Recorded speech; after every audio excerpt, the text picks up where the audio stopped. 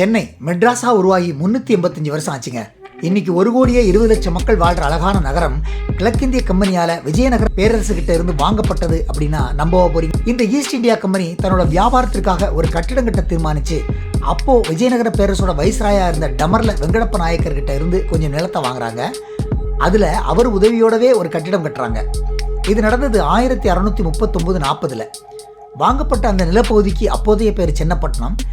கட்டின கட்டிடம் இப்போ சட்டசபையா இருக்கிற செயின்ட் ஜார்ஜ் கோட்டை. அது இருக்கட்டும், அது என்ன மெட்ராஸ் டே அப்படின்னா, வரலாற்று ஆய்வாளர் மற்றும் பத்திரிகையாளர்களான 3 பேர், திரு முத்தையா, திரு வின்சென்ட் டிசோசா, திரு சசி நாயர், இவங்க 3 பேரும் 2004 இந்த நாளை கொண்டாடணும்னு முடிவு பண்ணி ஆகஸ்ட் 22 ஈஸ்ட் இந்தியா ஒப்பந்தம் போட்ட நாளையே சென்னை துவங்கின நாளாக வச்சு அதனோட பழைய பேரான மெட்ராஸையே முன்னிலைப்படுத்தி மெட்ராஸ் டே அப்படின்னு அறிவிச்சாங்க. இப்போ இந்த நகரமே அதை கொண்டாடுது. நாமளும் கொண்டாடலாம். ஹாப்பி மெட்ராஸ் டே.